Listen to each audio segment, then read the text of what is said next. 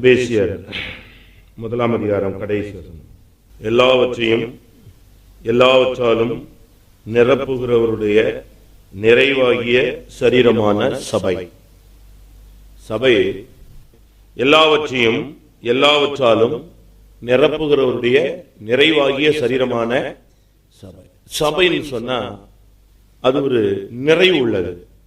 மகிமையினால் நிறைந்திருக்கணும், காருண்யத்தினால் நிறைந்திருக்கணும், ஞானத்தினால் நிறைந்திருக்கணும், மகத்துவத்தினால் நிறைந்திருக்கணும், கிருபையினால் நிறைந்திருக்கணும், துதியினால் நிறைந்திருக்கணும், பரிசுத்தாவினால் நிறைந்திருக்கணும், கர்த்தரை அறிகிற அறிவினால் நிறைந்திருக்கணும், ஆறுதலினால் நிறைந்திருக்கணும், அவருடைய பரிபூர்ணத்தினால் நிறைந்திருக்கணும், அவருடைய நீதியின் கனிகளால் நிறைந்திருக்கணும், அவருடைய வஸ்திர தொங்கலால் ஆலயம் நிறைந்திருக்கணும். இப்படிலாம் வசனங்கள் இருக்கு.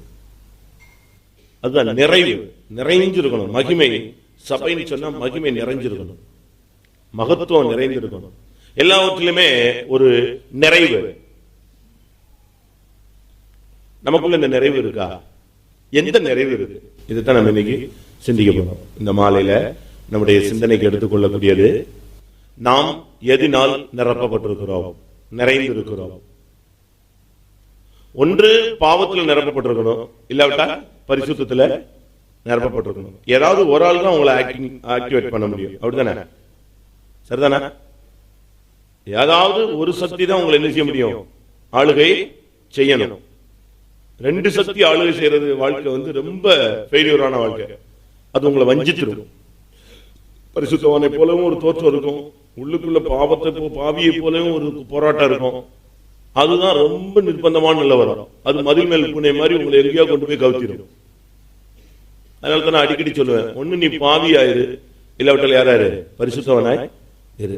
இந்த ரெண்டுக்கும் நடுவுல நீ மீடியேட்ல நடுவுல மாட்டிக்கிட்டீங்கன்னா லைஃப் ரொம்ப அடிபட்டு. பூமி அனைத்தும் அவர் மகிமையின், அவருடைய மகிமையினால் நிறைந்தது அப்படின்னு வசனம் இருக்கு. அப்ப பூமி கர்த்தருடைய மகிமையினால் நிறைந்திருக்கணும். நான் சொன்னதுக்கு எல்லாத்துக்குமே வசனம் இருக்கு. நம்ம இப்ப அந்த சைட்ல போக வேண்டாம், நம்ம இப்ப சுத்திகரிப்புக்கு தான் போறோம். ஒரு சர்ச், ஒரு விசுவாசி, ஒரு ஊழியக்காரன்னா அவன் மகிமையினால் நிறைந்திருக்கணும், ஞானத்தினால் நிறைந்திருக்கணும், காருண்யத்தினால் நிறைந்திருக்கணும், மகத்துவத்தினால் நிறைந்திருக்கணும், கிருபையினால் நிறைந்திருக்கணும், கர்த்தரை அறிகிற அறிவினால் நிறைந்திருக்கணும், துதியினால் நிறைந்திருக்கணும், பரிசுத்த ஆவியில நிறைந்திருக்கணும், ஆறுதலில் நிறைந்திருக்கணும், பரிபூர்ணத்தில் நிறைந்திருக்கணும், நீதியின் கனிகளில் நிறைந்திருக்கணும். அவன் இருக்கிற சர்ச்சு கர்த்தருடைய வஸ்திர தங்களால் நிறைஞ்சிருக்கணும், நிறைஞ்சிருக்கணும். இதுதான் தேவனுடைய எதிர்பார்ப்பும் வாஞ்சையும் அவருடைய சித்தமும் அவருடைய விருப்பமும் சபைக்குள்ள தான் நடப்பிக்க வேண்டிய ஆசையும் அதுதான். ஆனா நீங்க வேதத்துல பாத்தீங்கன்னு சொன்னா ஜனங்களுடைய நிலவரம், இஸ்ரவேல் ஜனங்களுடைய நிலவரம், மற்ற புறஜாதிகளுடைய நிலவரம், அப்பொழுது இருந்த பூமியினுடைய நிலவரம், இதெல்லாம் நீங்க படிச்சு பாத்தீங்கன்னா அது வேற பல காரியங்களால் நிறைந்திருந்ததுன்னு சொல்லிடு. நமக்குள்ள எது நிறைஞ்சிருக்கு யோசிச்சு பாருங்க. தாவீது சொல்கிறான், என் பாத்திரம் என்ன செய்கிறது, நிரம்பி வழிகிறது. அப்ப நம்முடைய பாத்திரம் எதுனால நிறைஞ்சிருக்குங்கிறத நம்ம சில வசனங்கள்ல பார்க்கணும். நான் சொன்னது முதல்ல சொன்னது எல்லாமே பிளஸிங் பாயிண்ட். அதுக்கு நான் வசனம் சொல்லல, காலம் வந்தா சொல்றேன். நம்ம இப்ப சுத்திகரிப்பு டைம். இது ஆபரேஷன் தியேட்டர். இதுல நீ இதை சாப்பிட அதை சாப்பிடலாம் கிடையாது, ஒண்ணுமே சாப்பிட முடியாது. சுத்தமா உட்கார்ந்து ஆபரேட் பண்ண வேண்டிய டைம். இப்ப நமக்குள்ள என்ன நிறைஞ்சிருக்கு அப்படிங்கறது சில வசனங்கள் சொல்றேன். அப்படி நிறைஞ்சிருந்தா இந்த கூட்டத்துல அதுல இருந்து அது நம்ம விட்டு வெளியே போகும். அது நிறைஞ்சிருச்சுன்னா நம்ம லைஃப் ஒண்ணுமில்லாம குட்டிச்சோரா போயிடும்.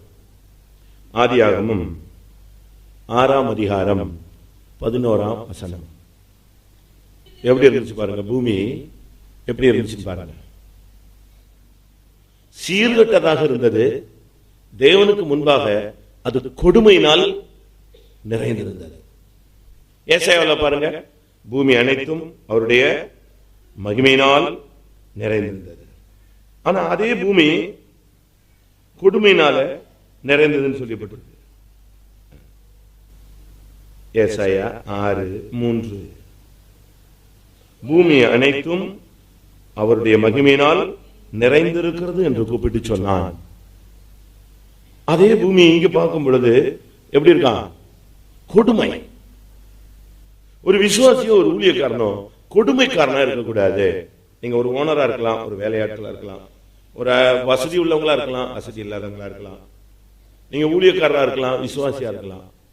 கொடுமை என்ற தன்மை நமக்குள்ள வரக்கூடாது. நம்ம ரொம்ப சாஃப்டா மாறணும்னு அடிக்கடி சொல்லிட்டே வர. நீங்க மனைவியோ புருஷனையோ இல்ல பிள்ளைகளையோ வேலையாட்களையோ உங்க கீழே உள்ளவங்களையோ உங்க நண்பர்களையோ உறவினர்களையோ இல்ல உங்களுக்கு எதிரிகளையோ நீங்க கொடுமைப்படுத்துறதா இருக்கக்கூடாது. பூமி தேவனுக்கு முன்பாக சீர்கட்டதாக இருந்தது. எங்க ஒழுக்கக்கேடு வருதோ அங்க கொடுமை வந்துடும். ஒரு சிலர் தான் பாருங்க பயங்கர கொடுமைக்காரங்களா இருக்காங்க. அப்படி இருந்து நீங்க பழகாதீங்க. கொடுமை அது பெரிய நியாய தீர்ப்பு கொண்டு போய் நம்ம நிப்பாட்டி. பூமி அனைத்தும் ஆண்டவருக்கு முன்பாக பூமி கொடுமை நாள் நிறைந்தது. எசேக்கியேல்ல பாருங்க 9:9, இல்லாவிட்ட மீகால 6:12, இல்லாவிட்ட நாகூம்ல 3:1, எசேக்கியேல் 9:9, மீகா 6:12, நாகும் 3:1. இல்ல ஏதாவது ஒண்ணு வாசிங்க. கொடுமை. ஐஸ்வர்யம் உள்ளவர்கள் எப்படி இருந்தார்கள்? கொடுமையினால் நிரப்பப்பட்டிருந்தார்கள். அப்ப நமக்கு கொடுமைங்கிறது பெந்தேகோஸ்தே ஜீவியத்துக்கோ இல்லாவிட்டா சிலுவை மார்க்கத்துக்கோ உதவாது. சிலுவைக்கு எதிர்தான் கொடுமை. சிலுவை தானே கொடுமையான ஒரு பாதை. நமக்கு இந்த நாட்கள்ல சரியான விதத்துல நம்முடைய ஜீவியத்தில் இருக்கிற கொடுமைகளை நாம் மாற்ற வேண்டும்.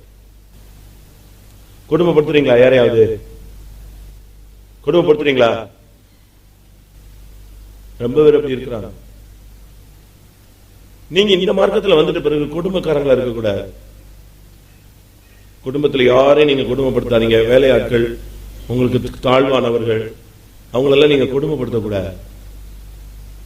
சாப்பாடு போடாம கொடுமைப்படுத்துறாங்க, தங்குறதுக்கு இடம் கொடுக்காம கொடுமைப்படுத்துறாங்க.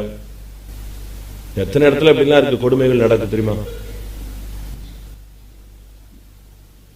நம்முடைய ஜீவிதத்தில் இந்த அனுபவம் இருக்கா? கொடுமையும் சண்டையும் நகரத்தில் சுற்றி வர அது ஒரு ஸ்பிரிட்.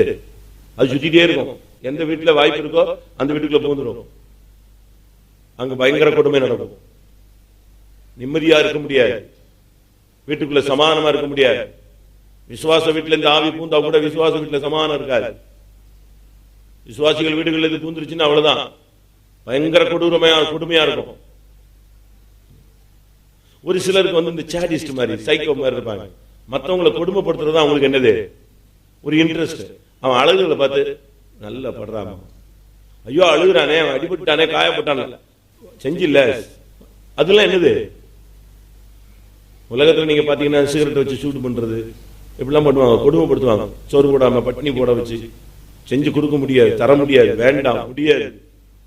நீங்க இதுக்குள்ள வந்துட்டு பிறகு முடியாது, செய்ய முடியாது, கீழ்படிய முடியாது, நான் இப்படித்தான் நடத்துவேன், உன்னால இருக்க முடிஞ்சாரு, இல்லைன்னா நீ போயிட்டாரு அப்படின்னா நீங்க கொடுமைக்காரங்களா என்ன செய்யக்கூடாது, நடக்கக்கூடாது. இரண்டாவது ஆதியாகமம் 15:16 எமோரியருடைய அக்கிரமம் நிறைவு. பாருங்களேன், பாவத்துக்கு ஒரு நிறைவை ஆண்டவர் விட்டுக்கிட்டே இருக்கிறார். நம்ம நினைக்கிறோம் ஏன் சிரிச்சிக்கல, யாரு ஆண்டவர் கண்டுக்காம விட்டாரு போட்டு இருக்கு, அவருக்கு கண்ணு தெரியல போட்டு இருக்கு, நம்மளை இப்படியே விட்டுருவாரு. சங்கீதத்துல ஒரு வசனம் இருக்கு, நீ செஞ்சுக்கிட்டே இருந்த, நான் மௌனமா இருந்தேன், இப்படியே விட்டுக்கிட்டே இருப்பேன்னு நினைக்கிறியா அப்படிங்கிறாரு. அவர் கேட்கிறாரு. இப்ப எமோரியரின் அக்கிரமம் நிறைவாகவில்லை, அதுக்காக வெயிட்டிங், நியாய தீர்ப்புக்காக. அப்ப நம்முடைய அக்கிரமம் எப்ப நிறைவாகுதோ அப்ப என்ன உண்டு? ஜட்ஜ்மெண்ட் உண்டு. நீ திரும்பிடுவ, நீ சரியாயிருவ, நீ விட்டுருவ, அந்த பாவத்தை விட்டு விலகிடுவ, வெளியே வந்துருவ அப்படிங்கிற ஒரு எதிர்பார்ப்புலதான் ஆண்டவர் நெஞ்சுட்டே இருக்காரு, விட்டுக்கிட்டே இருக்காரு. அந்த தோட்டக்காரன் போய் எஜமான் சொன்னா, ஐயா இன்னும் என்ன இருக்கும், 2008 இருக்கட்டும் சொன்னாரு. 2008 முடிஞ்சு போச்சு, கண்ணி கொடுத்தாச்சா சொல்லுங்க. அந்த தோட்டக்காரன் போய் எஜமான் சொன்னா, எஜமானே இன்னும் 1 வருஷம் இருக்கட்டும், நான் என்ன செய்யறேன், அதுக்கு கொத்துறேன், எரு போடுறேன், தண்ணி பாய்ச்சுறேன், எல்லாம் செய்யறேன். அது என்ன செய்யும், கட்டாயம் என்ன செய்யும், கனி கொடுக்கும். கனி கொடுத்தோமா? நம்ம அக்கிரமத்தை நோக்கி தான் போய்கிட்டே இருக்கோம், மறுபடி. சங்கீதத்தில் வாசிங்க அந்த வசனம் 50. இவைகளை நீ செஞ்சுக்கிட்டே இருந்த, நான் மௌனமா இருந்தேன். ஆனா இருப்பேன், இன்னும் மௌனமா இருப்பேன்னு நீ நினைச்சிட்ட. அப்படினால எல்லாத்தையும் ஒண்ணு ஒண்ணா முன்னால கொண்டு வந்து என்ன செய்வேன்? நிறுத்துவேன். அக்கிரமத்தின் நிறைவு, எமோரியரின் அக்கிரமம் நிறைவாகவில்லை, அது நிறைவை நோக்கி போய்கிட்டு இருக்கு. அதுக்கு வெயிட் பண்ணிட்டே இருக்கிறார். ஆண்டவரே என்னை அடிச்சிட்டீங்களேன்னு சொன்னா உன் அக்கிரமம் நிறைவாயிருச்சு, நான் என்ன பண்ண முடியும்? நம்முடைய அக்கிரமம் எல்லாம் எப்படி இருக்கு? கிரமத்துக்கு மாறானது எல்லாமே அக்கிரமம். ஒழுங்கு, இதுதான் ஒழுங்கு. சபையில இதுதான் ஒழுங்கு, கம்பெனியில இதுதான் ஒழுங்கு, ஆபீஸ்ல இதுதான் ஒழுங்கு, வேலை ஸ்தலத்துல இதுதான் ஒழுங்கு, சண்டே ஸ்கூல்னா இதுதான் ஒழுங்கு, ஊழியர்னா இதுதான் ஒழுங்கு, ஊழியக்காரன்னா இதுதான் ஒழுங்கு. எல்லாத்துக்கும் ஒரு இது இருக்கு. இந்த ஒழுங்கு நீ மீறும் பொழுதெல்லாம் கிரமம், கிரமத்தை மீறுவதெல்லாம் என்னது? அக்கிரமம். நீங்க யோசிச்சு பார்க்கணும், நம்முடைய அக்கிரமம் எங்க போய்கிட்டு இருக்கு? நிறைவை நோக்கி போய்கிட்டு இருக்கு. பாவத்தின் பூர்ணத்தை நோக்கி நீ எவ்வளவு தூரம் போய்கிட்டே இருப்ப? இந்த கூட்டங்கள் எல்லாம் உங்களை அப்படியே யூட்டன் எடுக்க வைக்கிற கூட்டங்கள். ஒவ்வொரு கூட்டமும், ஒரு கூட்டத்தை விட்டுட்டீங்கன்னா நீ வாழ்க்கையில 90% நன்மையை விட்டுட்டேன்னு அர்த்தம். நம்ம என்ன நினைக்கிறோம், 10ல் ஒரு 3 போயிட்டா பரலவும் போயிடலாம்.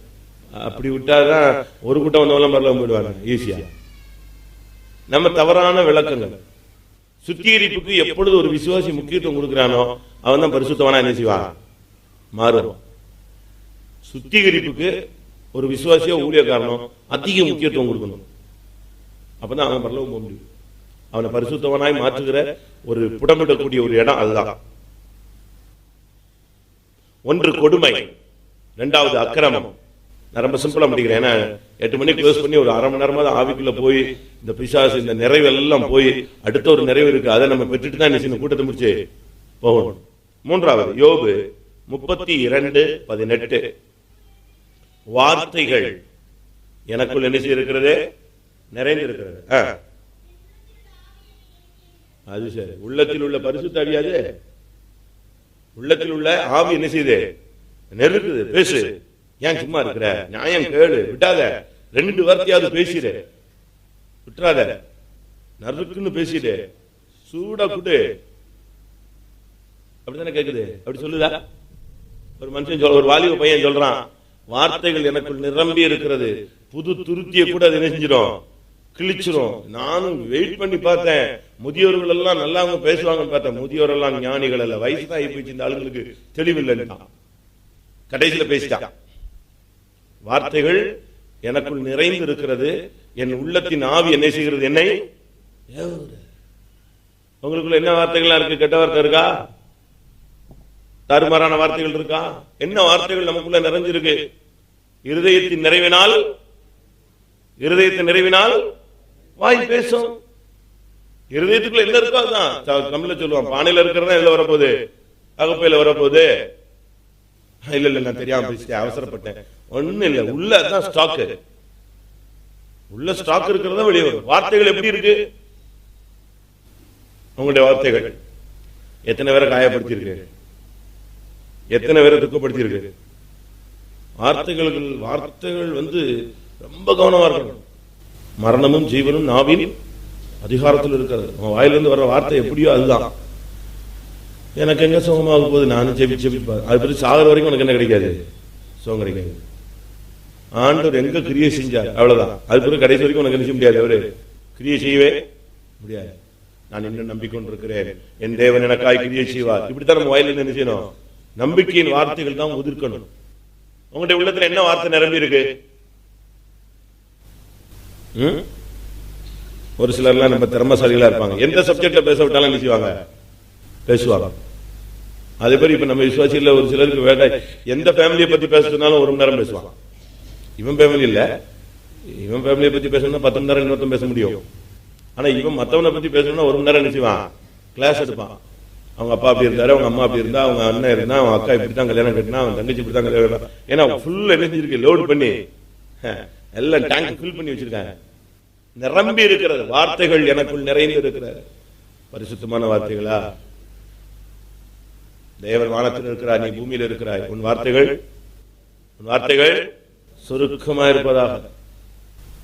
பேசாமல் இருப்பதனால் மூடனும் ஞானி என்று எண்ணப்படுவார். நாம் பேசுகிற ஒவ்வொரு வார்த்தைக்கு என்ன உண்டு? கணக்கு உண்டு. ஒவ்வொரு வேர்டுக்கும் கணக்கு ஒப்புவிக்கணும். அவசரப்பட்டு பேசிட்டேன், புத்தி இல்லாம பேசிட்டேன், மதியனமா பேசிட்டேன், விளையாட்டுக்கு தான் பேசினேன், ஜோக்கா தான் சொன்னேன். ஜோக்கா என்ன? ஒருத்தனை குற்றஞ்சாட்டி பேசுறது ஜோக்கா? பைபிள் சொல்லியிருக்கு, எல்லாம் செய்து முடித்து விட்டு அவன் நினைச்சுவானா விளையாட்டுக்கல்லவோ செய்து. அது என்னையா விளையாட்டு? வாசிங்க நீதிமொழிகள்ல 26:19. அவனை வஞ்சிச்சிடுறது. கடைசியில் சொல்றது என்னது? நான் எதுக்கு செஞ்சேன்? விளையாட்டுக்கு தான் செஞ்சேன். விளையாட்டு செஞ்சா விளையாட்டு தமிழ் என்ன ஆகும்? வினையாகும். விளையாட்டு அது என்ன விளையாட்டு? ஒருத்தனை பத்தி தாறுமாறா பேசுறது, மற்றவங்களை பத்தி தாறுமாறா பேசுறது, வார்த்தைகளை சிந்தி விடுறது, அது விளையாட்டா? அதுல ஒருத்தன் காயப்பட்டுறானே, ஒருத்தன் வெட்டப்பட்டுறானே, ஒருத்தன் துக்கப்பட்டுறானே, ஒருத்தன் அதேரியப்பட்டுறானே, ஒருத்தன் பின்மாறி போயிடுறானே, அது விளையாட்டா? ஒரு ஆத்மா பின்மாறி போறது விளையாட்டா? சொல்லுங்க. சங்கீதம் 10:7. நான் சிம்பிளா பாயிண்ட் மட்டும் தான் சொல்ல போறேன், விளக்கங்கள்லாம் கொடுக்க போறேன். அவன் வாய் சபிப்பினாலும் கபடத்தினாலும் அடுத்து கொடுமையினாலும் நிறைந்திருக்கிறது. நம்ம வந்துட்டு பிறகு இதுக்குள்ள வந்துட்டு பிறகு சாபம்லாம் போடக்கூடாது.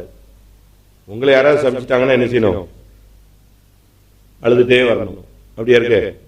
உங்களை சபிக்கிறவர்களை ஆசீர்வதிங்க. அப்படிதான் இருக்கு. நீங்க சபிக்க கூடாது. நான் ஜெபிச்சேன், நீ ஒண்ணு இல்லாம போயிடுவ. அதுக்கு பேர் என்னது? பெந்தேகோஸ்தே சாபம்.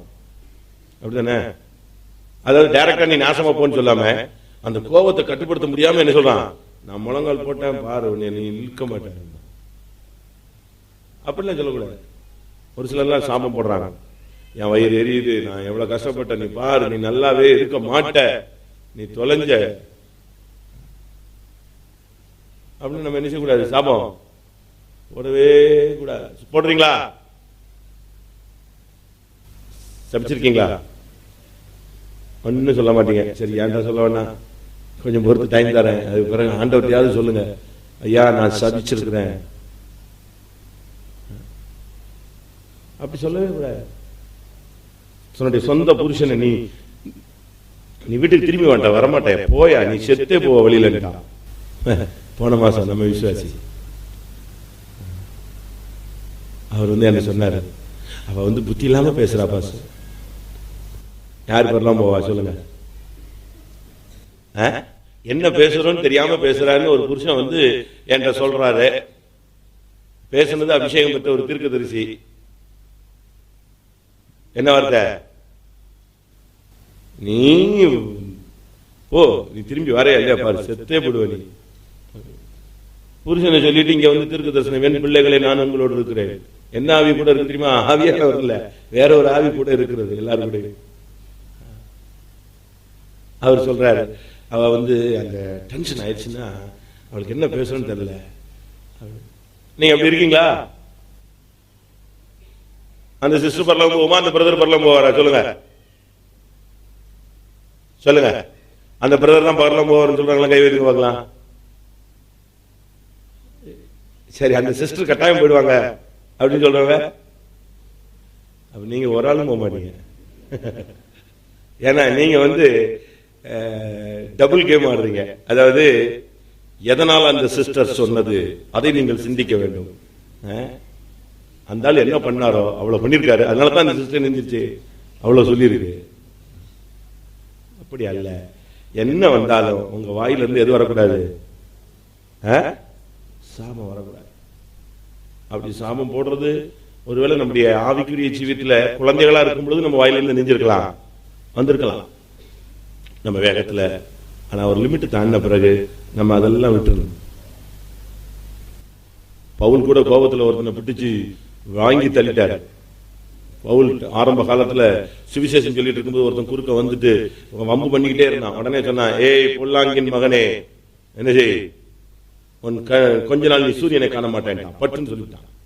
இவன் சொன்ன ஆவில நிறைஞ்சு சொன்ன உடனே அவன் குருடாய் போயிட்டான் ஒரு நிமிஷத்துல. எப்படி இருக்கும்? ஆனா பிற்காலத்துல அதே பவுல் அடிபட்டான் அடிபட்டான் அடிபட்டான், அவனை போட்டு சவுக்க வச்சு வாங்கினான். ஏசு 39 அடி வாங்கினாரு, அவன் 195 அடி வாங்கினான். ஆனா யாரும் என்ன செய்யல, அது பிறகு சபிக்கல. துவக்கத்துல நம்முடைய புத்தி இல்லாம ஆண்டவர் நம்மோட கூட இருக்கிறாங்கிற வேகத்துல நினைஞ்சிருவான், சபிச்சிருவோம். ஆனா இன்னும் மெச்சூரிட்டிக்கு வந்த பிறகு, ஒரு தெய்வீகம் வந்த பிறகு நம்ம இந்த சாபத்தெல்லாம் நிப்பாட்டணும். ஒரு தாய் தன்னுடைய காசு தொலைஞ்ச உடனே பயங்கரமா சாபம் போட்டா நியாயாதிபதிகள் புஸ்தகத்துல. அத பையன் கேட்டுட்டே இருந்தான், என்னடா இப்படி சபிக்கிறாளே, என்ன செய்யறதுன்னு தெரியல. என்ன எடுத்தது யாரு? பக்கத்து வீட்டுக்காரன்ல எடுத்தவன் யாரு? பையன். இவ போட்டு போட்டு சாபம் சாபம் சாபம் பிடிச்சி அவன் கேட்டுட்டே இருந்தான். அந்த காசு அவன் செலவழிக்கவே இல்லை. இந்த சாபத்தை கேட்டு 10 காசு கூட அவன் என்ன செய்யல, வாங்கி கொடுத்தீங்களே, அப்படியே வச்சுட்டான். இது என்னடா பெரிய தொல்லையா போச்சு, சாபம் இந்த சாபம் போடுறாளே. அவன் பார்த்தான், இது இனிமே இந்த காசை நம்ம வச்சிருந்தோம், இந்த சாபம் பழிச்சாலும் பழிச்சிடும் சொல்லிட்டு நேர கொண்டு வந்து, தாயே உன் பணம் தொலைந்து போனதேனா? ஆமா, நீ பயங்கரமா சபிச்சு இல்ல, அது நான் தான் எடுத்துட்டேன், தயவுசெய்து இந்த காசை நெஞ்சுக்க, நீ வச்சுக்க, எனக்கு இந்த காசே வேண்டாம் போட்டு சொல்லி. அதுக்கு பிறகு அவ சொன்னா, ஐயோ என் மகனே அப்படி அல்ல, அது உனக்கே இருக்கட்டும். இது 2வது. அவன் சொல்லிட்டான், இந்த காசு எனக்கு வேண்டவே வேண்டாம், இந்த சாபம் போட்ட காசு எனக்கு தேவையில்லை. அப்ப பிள்ளைன்னா சாபத்தை திருப்பி ரிவர்ஸ் வாங்கிடுவியா? அப்படி இல்லை. சாபம் நம்முடைய ஜீவியத்துக்கு உதவாது. அடுத்து கபடி நாள்.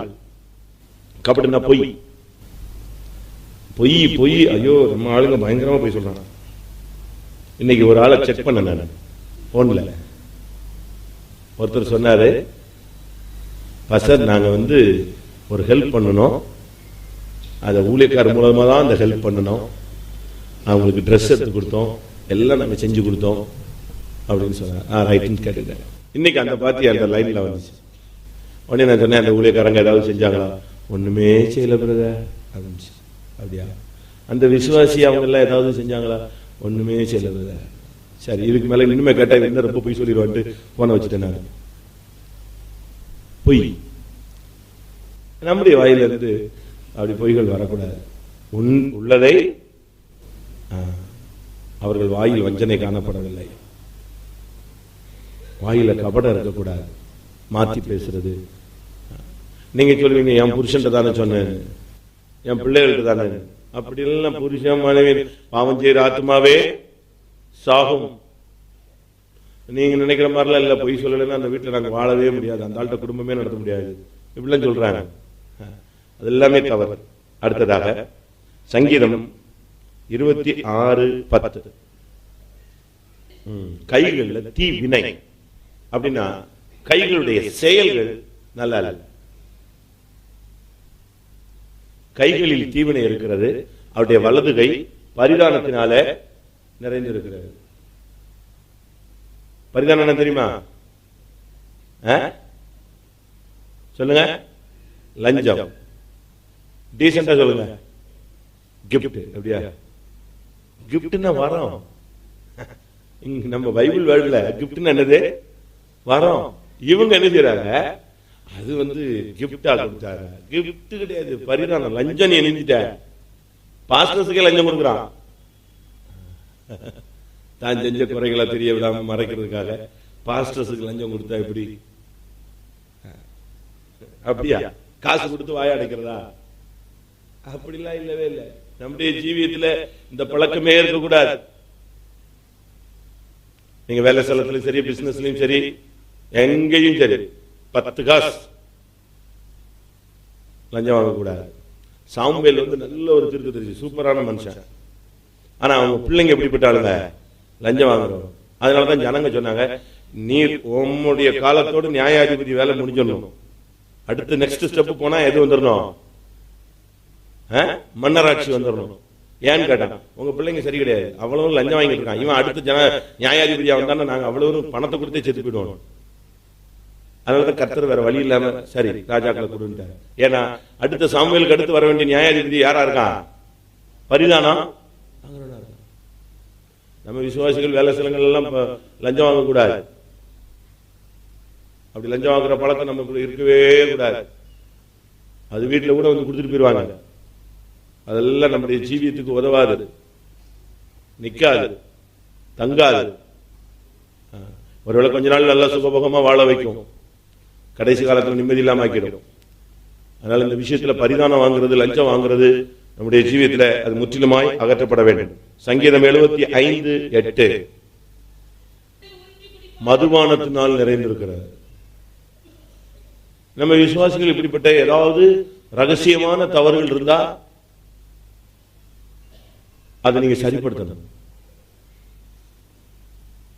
வெளிப்படத்தில் நம்ம வாசிக்கும் போது அந்த ஸ்திரீ அந்த கடல்ல இருந்து ஏறி வரா, அவ கையில என்ன இருந்துச்சு? மதுபானம் நிறைந்திருந்த ஒரு கோப்பையை வச்சிருந்தா. விசுவாசிகள் இப்படி ஏதாவது பழக்கங்கள் இருந்தா, தவறான போதை வஸ்துகள், இதெல்லாம் நீங்க நிப்பாட்டணும். வெத்தலை பாக்கு கூட என்னதுதான்? அது ஒரு போதை தான். காஃபி டீ கூட கண்ட்ரோல் இல்லாம போச்சுன்னா அது என்னது? அதுவும் ஒரு போதை தான்.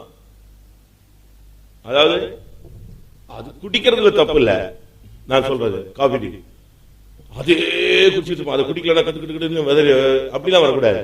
எதுக்கு நீங்க அடிமையா நெஞ்சிடக்கூடாது, மாறிடக்கூடாது. அது பிறகு ஹான்ஸ் ட்ரக்ஸ் கேர்ள்ஸ் யூஸ் பண்றாங்க, பாய்ஸ் யூஸ் பண்றாங்க.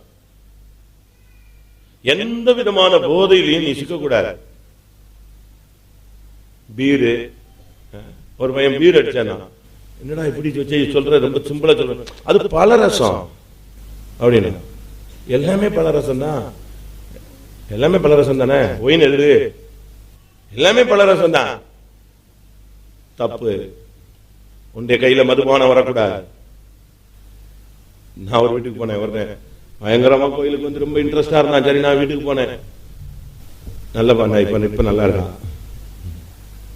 அவனுக்கு மனசுல குழப்பம். நான் வீட்டுக்கு போறேன், பாட்டில் வச்சு ஊத்தி குடிச்சிட்டு இருக்கான். ஒய்ஃப் உட்காந்து ஏங்க குடிக்கிறீங்கன்னு இருக்கா. நான் உள்ள போயிட்டேன். இந்த பாஸ்டர் வந்துட்டாருன்னு உடனே அவனுக்கு ஓவரா குடிச்சதுனால எழுத முடியல. படாரு ஓவரா குடிச்சிட்டு உட்கார்ந்துருக்கான். இன்னும் பாட்டில் இருக்கு.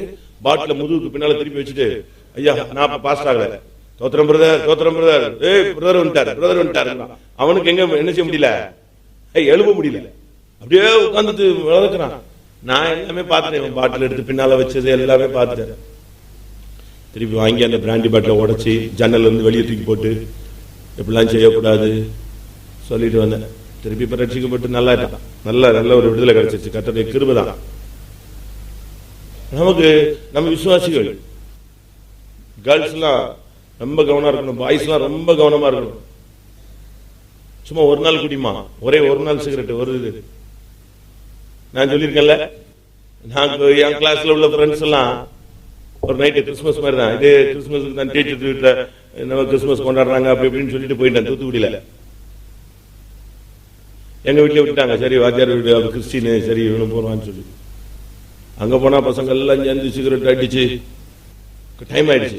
இப்ப வாத்தியார் வீட்டுல நைட்டுக்குள்ள நெஞ்சாகணும், 10-12 மணிக்குள்ள உள்ள போகணும். இல்லைன்னா அவர் ஏதாவது தப்பா விளங்கிடுவாருன்னு சிகரெட்டை காலி பண்ணணும். சிகரெட்டை கொண்டு போக முடியாது, பாக்கெட்டா இருக்கு. என்ன பண்றது? சிகரெட்டை கொண்டு போனா அங்க பிரச்சனை ஆயிடும் வாத்தியார் வீட்டுல. இங்க விட்டுட்டு போனா காசு வேஸ்ட். அவ்வளவு பாக்கெட்டா இருக்கு. கடைசியில் என்ன பண்ணிட்டாங்க, ஒரே விரல 4 வச்சு இழுக்க ஆரம்பிச்சான். உள்ளாத ஆவி எப்படி இழுக்குது பாருங்க. அதாவது வேஸ்ட் பண்ணிடக்கூடாது, எங்கும் பெறக்கூடாது, கொண்டு பெறக்கூடாது. இப்படிலாம் வரும்.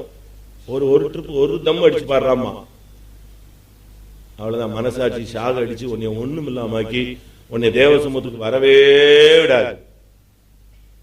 இது அப்படியே விடுவோம். மதுபானம் எதை காண்பிக்கிறது? நீதிமொழிகள், திராட்சரசம் பரியாசம் செய்யும், மதுபானம் அமளி பண்ற சுவாவம். 20:1. திராட்சரசம் குடிப்பது ராஜாக்களுக்கு தகுதி அல்ல, மதுபானம் பண்ணுவது பிரபுக்களுக்கு தகுதி அல்ல. நீ இந்த அமளி பண்றது, ரகலை பண்றது, வீட்டுக்குள்ள ரவுடிசம் பண்ணுவான். ஒரு சிலர் ரோட்ல பார்த்தா அப்படியே பூனை மாதிரி இருப்பான். ரோட்ல இந்த பையனா ஐயோ, ஆனா வீட்டுல பாத்தீங்கன்னா அக்காவும் தங்கச்சி அடிச்சு உருட்டிக்கிட்டு பயங்கர ரகலை பண்ணிட்டு இருப்பான். பாத்திருக்கீங்களா? மதுபானம் அமளி பண்ணணும். இந்த வீட்டுல அமளி பண்ற வேலைகள் எல்லாம் என்ன செய்யணும்? நிறுத்தணும். அடுத்து சங்கீதம் 3:4. சாரி, இகழ்ச்சியினாலும் நிந்தனையினாலும் சுகஜீவிகள். பெண்டிகாஸ்ல வந்த பிறகு சுகபோக வாழ்க்கை விடணும். அது எத்தனையோ ட்ரிப் நான் பிரசங்கம் பண்ணியிருக்கேன். பைபிள் நீங்க படிச்சுட்டே இருக்கீங்க. சுகபோக வாழ்வு உயிரோடு செத்து போனது. சுகஜீவிகள் இவர்கள் எதனால் நிறைந்திருக்கிறார்கள்?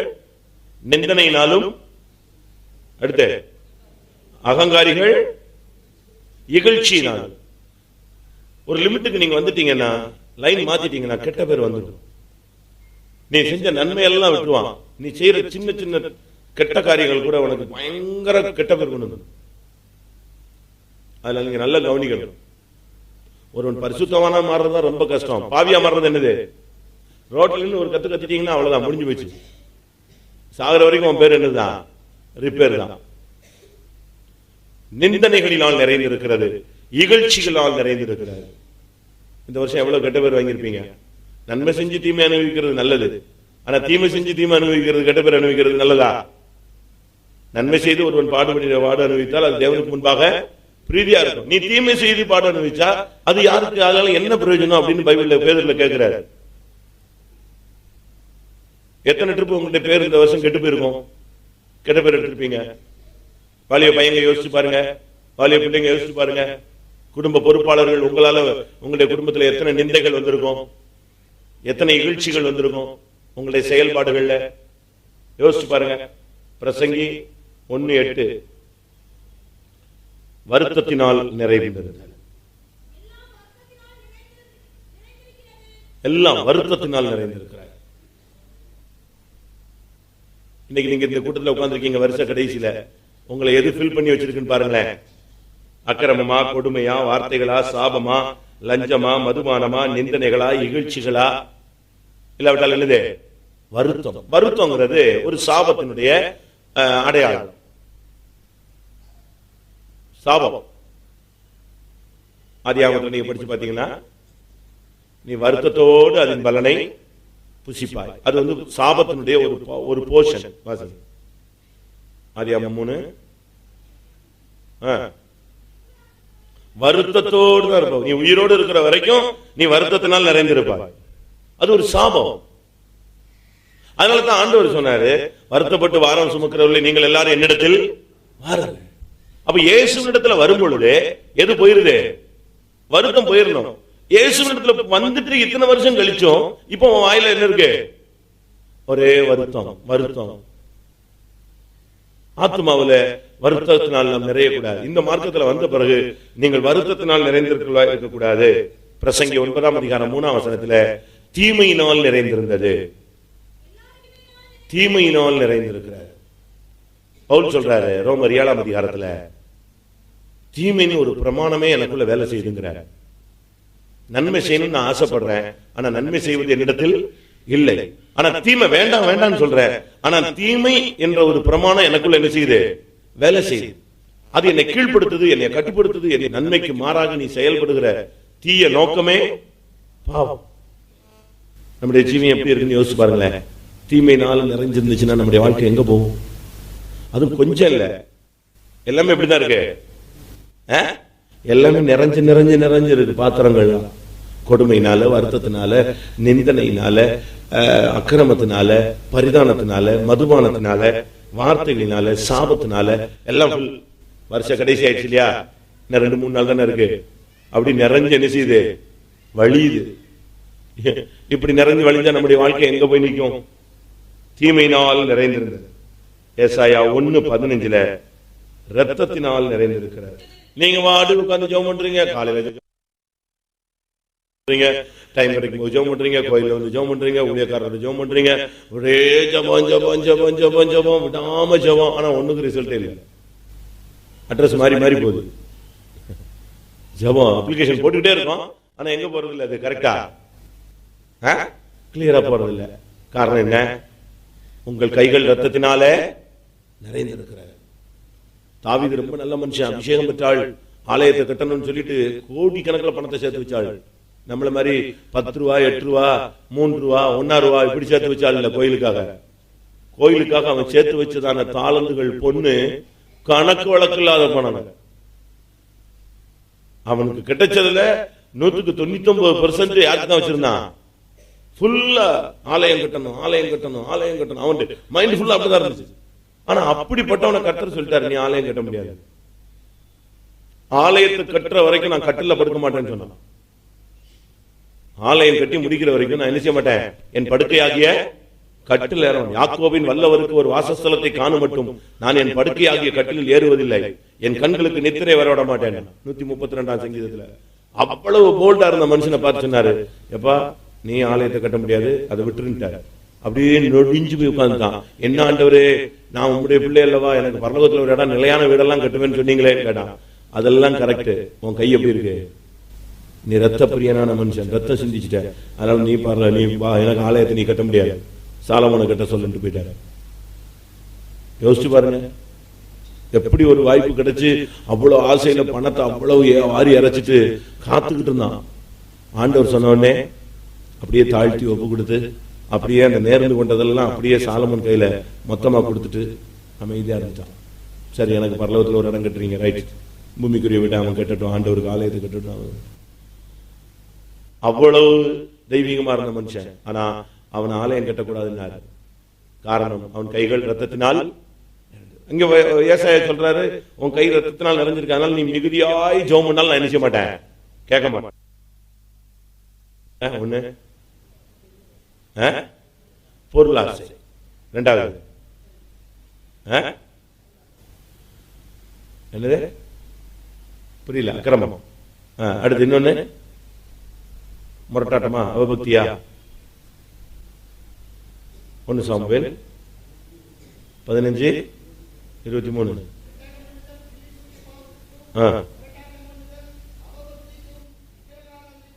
அப்ப ரெண்டகம் பண்ணுதல், அது என்னது, அவபக்திக்கும் விக்கிரக ஆராதனைக்கும் சரி. நீங்க இந்து கோயிலுக்கு போறதில்ல, முனிசாமி கோயிலுக்கு போறதில்ல, காளி கோயிலுக்கு எல்லாம் போறதில்ல. ஆனா பொருளாசை உனக்குள்ள வந்துருச்சுன்னா, உனக்குள்ள என்ன வந்துருச்சு, விக்கிரக ஆராதனை வந்துருச்சு. ரெண்டகம் பண்ணுதல், தமிழ்ல சொல்லலாம் உண்ட வீட்டுக்கு துரோகம். உண்ட வீட்டுக்கு ரெண்டகம் பண்றது, எந்த வீட்டுல சாப்பிடுறதோ அந்த வீட்டுக்கே குழி தோன்றது, அவங்க வீட்டுல சாப்பிட்டுக்கிட்டே அவங்க வீட்டுல உள்ள எல்லா கதையும் கேட்டுட்டு வெளியே வந்து சொல்றது, துரோகம் பண்றது, இதெல்லாம் செய்யக்கூடாது. இதெல்லாமே விக்கிரக ஆராதனை. நம்ம மத்த கோயிலுக்கு நம்ம போய் கையெடுப்போமா, சுட்டு போட்டா கூட எடுக்க மாட்டோம், நல்லது. ஆனா நம்முடைய ஜீவித்துல பொருளாசை இருக்கா? எவ்வளவு பொருளாசை இருக்கு நம்முடைய ஜீவித்துல. ஏசாயா 21:3, மகாவேதனை, என் இடுப்பு மகாவேதனையினால் நிறைந்திருக்கிறார். இதுக்குள்ள வந்துட்ட பிறகு நல்ல சுகமா இருக்கணும், ஆரோக்கியமா இருக்கணும், சுகவாழ்வு துளிர்க்கணும், நல்ல ஒரு விடுதலை கொடுக்கணும், தெய்வீக சுகத்துல நிக்கணும், கத்தருக்காயில நிக்கணும். அதெல்லாம் விட்டுட்டு இன்னைக்கு மகா வேதனை வேதனை வேதனை. அவங்க பாருங்க, பைபிளை தூக்கிட்டு வராங்க, அப்படியே இருசூழ்ந்து வராங்க. பைபிளை தூக்கிட்டு வராங்க, அப்படியே துக்கத்தோடு வராங்க. பைபிளை தூக்கிட்டு வராங்க, அவங்க வீட்டுல இளைப்பாறுதல் இல்லை. இதெல்லாமே அப்படியே ஆப்போசிட். பைபிள் தூக்கிட்டா ஒரு பெரிய செக் புக் தூக்கிட்டு வந்த மாதிரி. உன் கையில என்ன இருக்கு? ஆயிரக்கணக்கான வாக்குத்தத்தங்கள் உன் கையில இருக்கு, அதெல்லாம் உனக்கு சொந்தமானது. அதை விட்டுட்டு அப்படியே எதையோ பறி கொடுத்த மாதிரி அப்படியே வர்றது, கூட்டம் முடிஞ்சு செத்து போன மாதிரி நடந்து போறது. ஏன்னா அவனுக்கு என்ன இல்லை, நம்பிக்கையே இல்லை, வேதனையினால் நிறைந்திருக்கு. ஏசாயா 28:8, போஜன பதார்த்தங்கள் எல்லாம் எப்படி இருக்கான், போஜன பீடங்கள் எப்படி இருக்கு, வாந்தினால் நிறைந்திருக்கிற. போஜனம் ரொம்ப முக்கியம். சாப்பாடு தானே, மனுஷன் ஒரு ஜான் வயிற்றுக்கு தானே என்ன செய்யறான், இப்படி எல்லாம் கஷ்டப்படுறான். போஜனத்தை நீங்க ஜெயிக்கணும். சாப்பாடை ஜெயிச்சவங்க அல்லையே சொல்லுங்க பார்க்கலாம். லேலுயா வராத. சாப்பாடை இன்னும் ஜெயிக்கல பெண்டிகாஸ்ட்ல. நல்ல உபவாசம், நல்லா சாப்பிடுறான். சண்டே மார்னிங் கூட திருப்தியா சாப்பிட்டு சாப்பாடு பொங்கி வச்சுட்டு, நான் முடிஞ்சு போய் லேட்டா பொங்குனா 3 மணி ஆயிடும் சொல்லி கரெக்டா 10:30 வரைக்கும் இருந்து பொங்கி வச்சுட்டு தான் சாப்பிட்டு தான் வரா. முடிஞ்ச பிறகு 12 மணிக்கு போய் சாப்பிடா. சண்டே மார்னிங்ல நீங்க போஜனத்தை ஜெயிக்கணும். அவருடைய போஜன பீடங்கள் எல்லாம் வாந்தியினால் நிறைந்திருக்கிறது, அசுத்தத்தினால் நிறைந்திருக்கிறது. நீங்க போஜனத்தை ஜெயிச்சிட்டீங்களா? ஜெயிக்கலையே, இவ்வளவு நாள் நீங்க உங்களுக்கு அல்லையா வரலையே, கத்திர வேண்டாம், இங்க இருந்து கேட்டுக்கணும், அந்த மாஸ்டர் பிரிண்ட் வரைக்கும் கேட்கணும். ஓ சவுண்ட். நாங்கள் போஜனத்தை ஜெயித்தவர்கள், ஜெயிக்கணும். ஏசு 40 நாள் ஃபாஸ்டிங்ல இருந்து அவன் கொண்டு வந்து கல்லை கொண்டு வந்து காட்டுறான். இந்த கல்லுகள் அப்பமாகும்படி செய்து என்ன செய்யும், நீர் அதை புசியும். நீங்க என்ன செய்வீங்க? இயேசுவின் நாமத்துல அப்பமாய் மாறுவாயா. மட்டாரும் ஜெபிச்சிருப்பான் நம்ம. ஆனா அவர் சொன்னாரு, மனுஷன் அப்பத்தினால் மாத்திரமல்ல தேவனுடைய வாயிலிருந்து புறப்படுகிற ஒவ்வொரு வார்த்தையினாலும் பிழைப்பான். நம்ம அப்படி செய்யறது இல்லையே. ஃபாஸ்டிங் அன்னைக்கு நல்லா சாப்பிட்றோம், நானும் சாப்பிட்றேன், நீங்களும் சாப்பிட்றீங்க. அப்படி இல்லைன்னா கூட நான் ஏதாவது குடிச்சிடுறோம், இல்ல பிரெட் மட்டும் சாப்பிடுறோம். பலவீனர்களை நான் சொல்ல வரல.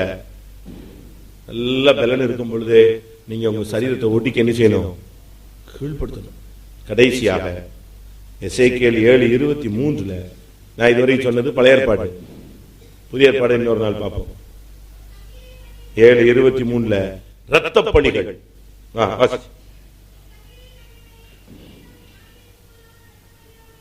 இரத்த பலிகளினால் நிறைந்திருக்கு. நான் உங்களுக்கு சொல்றேன், தயவு செய்து யாருடைய இரத்த பலியும் உங்க தலையில வந்துட வேண்டாம். யாருடைய இரத்த பலிக்கும் நீங்க ஆளாயிராங்க. நான் இரத்த பலியை வச்சு ஒரு பிரசங்கம் பண்ணியிருக்கேன்னு நினைக்கிறேன். பண்ணியிருக்கேனா? இரத்த பலிகளை பத்தி நான் ஒரு பிரசங்கம் பண்ணியிருக்கேன். இரத்த பலி, யாருடைய இரத்த பலிக்கும் நீங்க வந்து மாட்டிக்க கூடாது. நம்ம நினைக்கிறோம் ஏதாவது தப்பு பண்ணிட்டு தான் இரத்த பலி. நான் சொல்றேன், நல்லா கவனிங்க. லாஸ்ட் பாயிண்ட், எனக்கு ஒரு பிரசங்கம் வெளிப்படுத்தப்பட்டு, ஒரு வெளிப்படுத்தல் எனக்கு கிடைச்சு, ஒரு வசனம் கிடைச்சு, ஒரு பிரசங்கம் கிடைச்சு, நான் அத இந்த ஊர்ல எனக்கு கிடைச்சு அதை நான் பிரசங்கம் பண்ணாம போனா நான் ரத்த பலி என்ன செய்யறேன், சுமக்கிறேன்னு பைபிள் சொல்லுது. உங்களுடைய ரத்த பலி எல்லாம் யார் மேல வந்துருது? என் மேல வந்துருது. புரியுதா உங்களுக்கு எல்லாருக்கும்?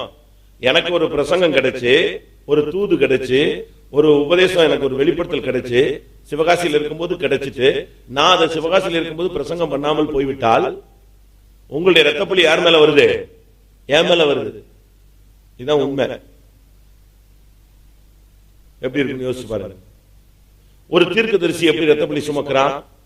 ஒரு தீர்க்கதரிசனம் சொல்லக்கூடிய ஒரு தூண்டுதல் வந்துட்ட பிறகு அது எவனா சொல்லிட்டு போட்டு சும்மா தோத்திரம் தோத்திரம் அமைதியா போயிட்டான்னா, அந்த தீர்க்க தரிசனத்துக்குள்ள ஒரு ஆள் உட்கார்ந்து இருந்து அவனுக்கு அந்த மெசேஜ் கிடைக்கல, அந்த எச்சரிப்பின் சத்தம் அவனுக்கு போய் துணிக்கல, அவன் போய் பாவம் செஞ்சுட்டான், அவன் செத்து போயிட்டான்.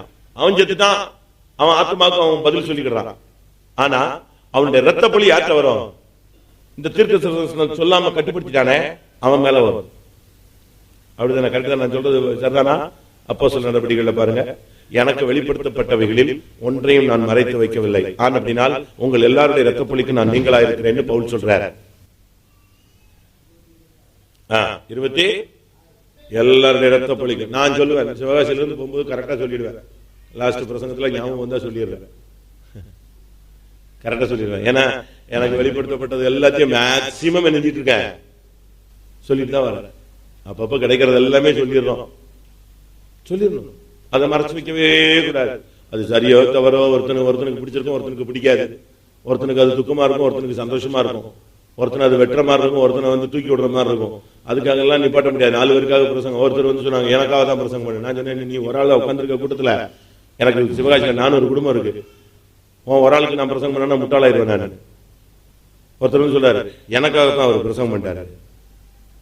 நான் சொன்னேன் உனக்காக இல்ல, உனக்கும் அதுல ஒரு பாயிண்ட். 400 பேர்ல நீ யாரு?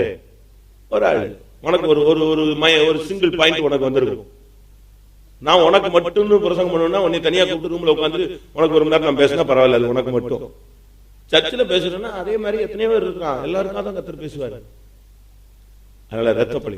அடுத்து எரேமியா 4 எசேக்கியேல் 4 தீர்க்க தரிசனம் சொல்ல வேண்டிய நேரத்தில் சொல்லாமல் விட்டு விட்டால் அவன் சாவான். எசேக்கியேல் 4:3-18 சீக்கிரம். உன் கையில தான் கேட்பேன். தீர்க்கதரிசனம் சொல்லாம போய்கிட்டு இருக்கிற தீர்க்கதரிசியே, வருஷ கடைசியில ரத்த பலிக்கு நீ ரத்த பலி நிறைஞ்ச ஒரு விசுவாசியா உட்கார்ந்துடாத. ஊழியக்காரங்களும் சரிதான், உங்களுக்கு கிடைச்ச தீர்க்க தரிசனத்தை தேவனுடைய வார்த்தையை சொல்லணும். பழைய ஏற்பாட்டு தீர்க்கதரிசிகளும் புதிய ஏற்பாட்டு தீர்க்கதரிசி வேதத்தின் அடிப்படையில் பாத்தீங்கன்னா பூசி மொழிக்கு ஒருத்தனும் தீர்க்கதரிசனம் சொல்ல மாட்டான். ஆண்டவர் ஃபர்ஸ்ட் பிரமாணம் பரலோகத்துல இறங்கி வந்து முதல் மனுஷனுக்கு சொன்ன வார்த்தை என்னது? சாகவே நீ அதை புசிக்கும் நாளில் சாகவே சாவாய். அப்படித்தான் பேசினார். மகனே, நீ அதை புசிக்கும் பொழுது கொஞ்சம் நீ நிர்வாணியா மாறிடுவ, கொஞ்சம் அட்ஜஸ்ட் பண்ணிக்கோ. இப்படிலாம் பேசல. நீ என்னது? நீ சொல்லுங்க, சாகவே அடிதான். முந்திய மாதிரி சிபிஎம் பிரசங்கம் இருந்துச்சுன்னா இப்ப சிவகாசியில 198 பேர் ஓடிட்டு இருப்பான். இன்னைக்கு சபையில கூட்டம் கூடுறதுக்கு காரணம் நம்ம பிரசங்கம் எல்லாம் அப்படி இப்ப ஸ்டைலா மாறிடுச்சு. வாங்க, கர்த்தர் உங்களை ஆசீர்வதிப்பார். நீங்கள் எந்த சிக்கலில் இருந்தாலும் உங்களை என்ன செய்கிறார்? இந்த ரோட்ல ஏதாவது சேல்ஸ் பண்ற மாதிரி தான் இப்ப பிரசங்கம் பண்ணிட்டு போயிட்டு இருக்காங்க பெண்டிகாஸ்ல. அதனால இன்னைக்கு பெண்டிகாஸ் பிரசங்கம் எல்லாருக்கும் பிடிச்சிருக்கு. அது வாட்டுக்கு வருது, விடுதலை. ஆனா ஒரிஜினல் பெண்டிகாஸ் இப்படி கிடையாது. அது சவரகன் கத்தி அச்சா வெட்டினா அது வாட்டுக்கு சீவிட்டு போயிட்டே இருக்கும். சர சர சர சர இருந்தா இல்லாவிட்டால எழுப்பி போமா. அதனால நம்ம இப்ப எதெல்லாம் நிறைஞ்சிருக்கிறோம்? நான் இப்ப எத்தனை பாயிண்ட் சொன்னேன்? 14 வசனம், 14 வசனம் சொல்லியிருப்பேன். 1 கொடுமை, 2வது அக்கிரமம், 3வது வார்த்தைகள், 4வது சாபம், 5வது லஞ்சம், 6வது மதுபானம், 7வது நிந்தனை, 8வது வருத்தம், 9வது தீமை, 10வது ரத்தம், 11 விக்கிரகம், 12 மகாவேதனை, 13 வாந்தியினால், 14 ரத்த பழிகளினால். இதுல நம்ம நிறைஞ்சிருக்கிறோமா? நாம நிறைய வேண்டிய இடம் என்ன? மகிமையினால் நிறைஞ்சு, துதியினால் நிறைந்து, காருண்யத்தினால் நிறைஞ்சு. அப்படித்தான் நம்ம சபை இருக்கணும். எல்லாரும் கண்களை மூடுவோம். இந்த நிறைவு மாறட்டுமே. கர்த்தருக்கு சித்தமான அடுத்த நாள்ல, அடுத்த கூட்டத்துல, புதிய ஏற்பாட்டுல தேவனுடைய ஜனங்கள் நிறைய கூடாதுல எதெல்லாம் நிறைஞ்சிருந்தாங்கிறத நம்ம சிந்திக்கலாம். இனிமே டைம் எல்லாம் ஆவியானவருடைய நேரம். அறிக்கை, அழுகை, கண்ணீர். எல்லாரும் கண்களை மூடுங்க. கொஞ்ச நேரம் பைபிள்லாம் ஒதுக்கி வைங்க. பைபிள், டைரி எல்லாத்தையும் கொஞ்ச நேரம் ஒதுக்கி வைங்க. கொஞ்ச நேரம் ஆண்டவரை நோக்கி பார்ப்போம். ஆறுதலால் நிறைய வேண்டிய நீ வேதனையினால் நிறைந்திருக்கிறாய்.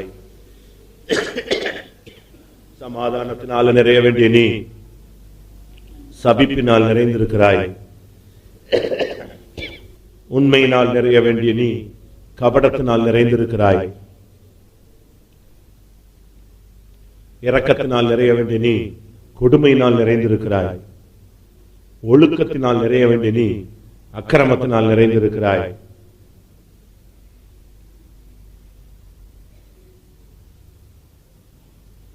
எல்லாரும் வாயை திறந்து கொஞ்ச நேரம், கர்த்தாவே, நான் நிறைய வேண்டிய அனுபவங்கள், துதியினால் நிறைய வேண்டிய ஆண்டவரே, உம்முடைய மகிமையினால் என்னுடைய ஊழியமும் ஜீவியம் நிறைந்திருக்க வேண்டுமே.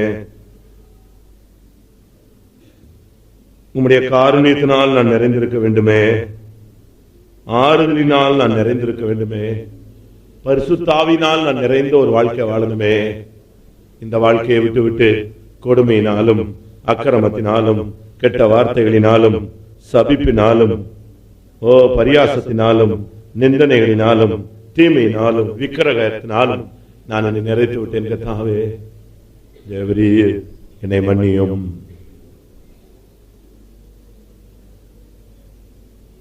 நான் அதற்கு என்ன காரணம் சொன்னாலும் தவறுதான் ஆண்டவரே.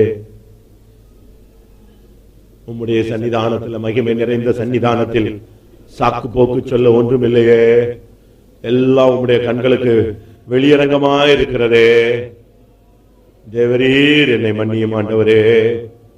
எல்லாரும் கெஞ்சலாம் கொஞ்ச நேரம் கர்த்தருடைய பாதத்துல. ஆமென். ஜெபம். பரிசுத்தமுள்ள பிதாவே, நாங்கள் உம்மை துதிக்கிறோம், ஸ்தோத்திரிக்கிறோம் ஆண்டவரே. இந்த சுத்திகரிப்பின் 4வது நாள் சாயங்காலத்தில் இந்த சமூகத்தில் வர ஆண்டவரே, அந்நிய வல்லமையினால் பிடிக்கப்பட்டிருந்தான் நாங்கள் ஒவ்வொருவரும் தெய்வ சமூகத்தில் வரவும், கர்த்தாவிட வேத வசனத்தின் வெளிச்சத்தில் எங்கள் குருவுற்றங்களை உணரவும் அறிக்கையிடவும், கர்த்தாவே, நீர் எங்களை சுத்தமுள்ளவராக்கி தீர்த்தபடினால நாங்கள் உம்மை துதிக்கிறோம் ஆண்டவரே. இயேசு ரத்தம் சகல பாவங்களை போக்கி சுத்திகரிக்கிறதான ரத்தம் எங்கள் மேல் புரட்டி ஆண்டவரே, ஊற்றி நீர் எங்களை கழுவி சுத்திகரித்தபடினால ஸ்தோத்திரம். எல்லாவற்றாலும் நிரப்புகிறவராகிய தேவனே, உம்முடைய மகிமையினாலும், காருண்யத்தினாலும், பரிசுத்தத்தினாலும், விசுவாசத்தினாலும், ஆண்டவரே, கர்த்தர் அறிவிலான அறிவினாலும், ஆண்டவரே, நீர் எங்களை நிரப்பிக் கொண்டே இருந்தபடினால ஸ்தோத்திரம் ஆண்டவரே. இன்னும் பெற்றுக்கொள்ள வேண்டிய ஆசீர்வாதங்கள் இன்னும் பெற்றுக்கொள்ள வரங்களினாலும் கிருபைகளாலும் நிரப்பப்பட தேவரீர் நீர் எங்களுக்கு கொஞ்சம் கூட உதவி செய்ய முடியாமல் கரங்களை வைக்கிறோம். இந்த அனுபவங்களை பெற்றுக் கொள்ளாதவர்களின் கர்த்தர் சந்தித்து அவர்களை நிரப்பும்படியாக வேண்டிக் கொள்ளும் ஆண்டவரே. கர்த்தாவே ஸ்தோத்திரம். இந்த ஜெபத்தை நடத்த, இந்த கூட்டத்தை நடத்த முடியுமானே நீர் பலப்படுத்தினபடி நான் ஸ்தோத்திரம். தொடர்ந்து தெய்வ சமூகங்களோடு கூட இருந்து மீதியான கூட்டங்கள் எல்லாம் நடத்தி நாம் மகிமைக்காய் கர்த்தாவே மாற்றி ஜனங்களுக்கு ஆசீர்வாதமாக தீர்க்கும்படியாக உம்முடைய கரங்களில் ஒப்புவிக்கிறோம். எல்லா துதி கன மகிமை நீரே ஏற்றுக்கொள்ளும். இயேசுவின் நாமத்தில் கேட்கிறோம் நல்ல பிதாவே. ஆமென். நம்முடைய கர்த்தராகிய இயேசு கிறிஸ்துவின் கிருபையும் பிதாவாகிய தேவனுடைய அன்பும் பரிசுத்த ஆவியின் ஐக்கியமும் நம்ம அனைவரும் சகல பரிசுத்தவான்களும் கர்த்தராகிய இயேசு மகிமையிலே வெளிப்பட மட்டும் இருப்பதாக. அல்லேலூயா. ஸ்தோத்திரம்.